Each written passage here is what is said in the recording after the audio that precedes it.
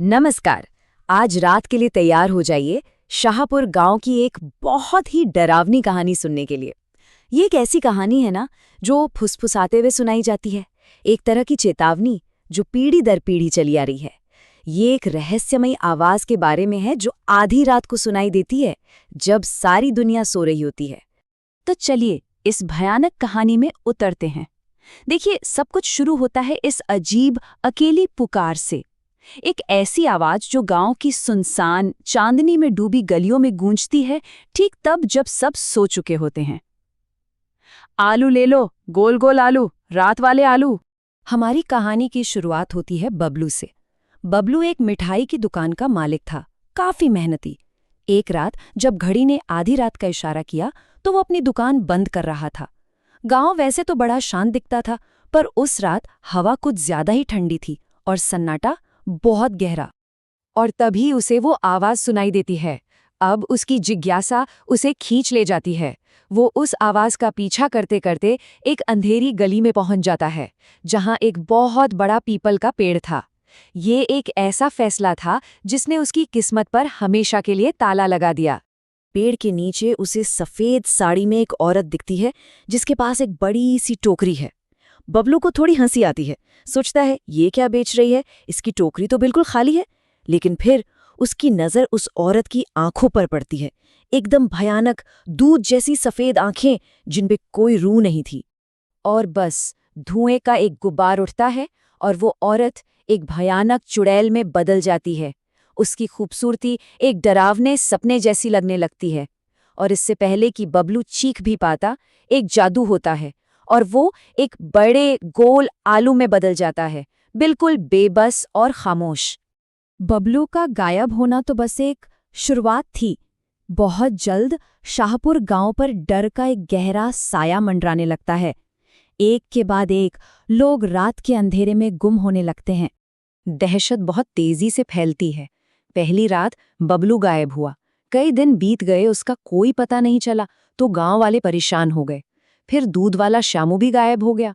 अब तो हाल ये था कि शाम के 7 बजते ही लोग डर के मारे अपने दरवाजे बंद कर लेते थे। कोई भी बाहर निकलने की हिम्मत नहीं करता था। तो ये था उसका तरीका। वो कोई जबरदस्ती नहीं करती थी, बल्कि उसकी मीठी मोहक आवाज ही उसका सबसे बड़ा हथियार थी।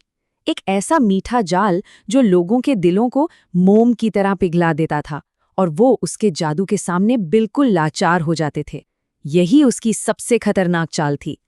ये आतंक रुकने का नाम ही नहीं ले रहा था। ऐसा लग रहा था जैसे पूरा गांव एक कभी ना खत्म होने वाले बुरे सपने में फंस गया हो। पर फिर एक रात मोहन और कुसुम नाम का एक जोड़ा अपनी मोटरसाइकिल पर वहां से गुजर रहा था। उन्हें गांव पर लगे इस श्राप के बारे में कुछ भी नहीं पता था। कुसुम को चुड़ैल की वो मीठी आवाज सुनाई देती है और वो उस धोखे में आ जाती है। वो अपने पति मोहन को, जो थोड़ा हिचकिचा रहा था, बाइक रोकने के लिए मना लेती है और कहती है, देखा जी, मैंने कहा था ना, कितने ताजे आलू हैं। और एक ही पल में वो शांत सा दिखने वाला मंजर एक बुरे सपने में बदल जाता है। अचानक तेज हवा चलने लगती है और चारों तरफ धुआं ही धुआं भर जाता है। मोहन अपनी आंखों के सामने ये सब देखकर खौफ से जम जाता है। उसकी प्यारी पत्नी कुसुम जादुई तरीके से एक आलू में बदल जाती है, चुड़ैलों से उठाकर अपनी टोकरी में रख लेती है। मोहन अपनी जान बचाने के लिए जैसे ही मोटरसाइकिल भगाता है, चुड़ैल की मजाक उड़ाती हुई आवाज उसका पीछा करती है। अरे, कहाँ जा रहे हो? आलू तो ले लो। हांफता कांपता डरा हुआ मोहन किसी तरह गांव पहुंचता है और वो राज बताता है जिसे सुनकर सबके होश उड़ जाते हैं। वो बताता है कि उस चुड़ैल की सारी शक्ति उसकी टोकरी से जुड़ी हुई है। और बस यहीं से कहानी के सबसे भयानक हिस्से, उस आखिरी टकराव की तैयारी शुरू होती है। इस जानकारी के साथ मोहन, भोलू और बबलू की पत्नी सीमा एक बहुत ही खतरनाक योजना बनाते हैं। योजना ये थी कि वे उसी पीपल के पेड़ के पीछे छिपेंगे। मोहन पीछे से उसे धक्का देगा और सीमा उस टोकरी को नष्ट कर देगी। सब कुछ दांव पर लगा हुआ था। उस रात वो तीनों अपनी सांस रोककर इंतजार करते हैं। जैसे ही चुड़ैल आती है, वे अपनी योजना को अंजाम देते हैं। मोहन पीछे से दौड़ता है और जोर से चुड़ैल को जमीन पर गिरा देता है। इंसानी आलुओं से भरी उसकी टोकरी चारों ओर बिखर जाती है। चुड़ैल गुस्से में चिल्लाती है, तेरी इतनी हिम्मत, अभी बताती हूँ तुझे, और अपने असली राक्षसी रूप में वापस आ जाती है। लेकिन इससे पहले कि वो कोई जवाबी हमला कर पाती, सीमा को मौका मिल जाता है। और यही था वो पल, कहानी का सबसे अहम मोड़। सीमा उस टोकरी को पकड़ती है और अपनी पूरी ताकत लगाकर उसे जमीन पर पटकना शुरू कर देती है।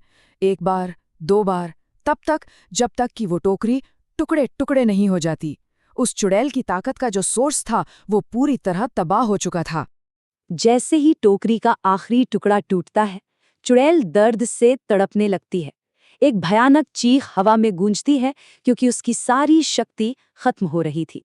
उसकी शक्ति टूट जाती है, श्राप हट जाता है और उसका शरीर धुएं और राख में बदलकर हमेशा के लिए गायब हो जाती है। वो पूरी तरह से नष्ट हो जाती है। और फिर एक चमत्कार होता है। जमीन पर बिखरे हुए वो सारे आलू वापस गायब हुए गांव वालों में बदल जाते हैं। बबलू, शामू, कुसुम और बाकी सभी एकदम सुरक्षित और सही सलामत। बिछड़े हुए परिवार फिर से मिल जाते हैं, आंखों में आंसू और चेहरों पर हंसी के साथ। वो बुरा सपना आखिरकार खत्म हो जाता है। जो बचे थे उन्हें राहत तो मिलती है, लेकिन साथ ही एक बहुत मुश्किल से सीखी हुई समझदारी भी। शाहपुर गांव अब एक बार फिर से सुरक्षित था। तो इस कहानी से जो सीख मिलती है वो ये है कि किसी को भी आधी रात में एक मीठी आवाज के लिए कभी नहीं रुकना चाहिए। और ये कहानी एक आखिरी परेशान करने वाला सवाल छोड़ जाती है जो किसी को भी रात भर जगाए रख सकता है। ऐसी और कौन सी मीठी आवाजें हैं जो अंधेरे में पुकार रही हों और अपनी ओर लुभाने की कोशिश कर रही हों? शुभ रात्रि।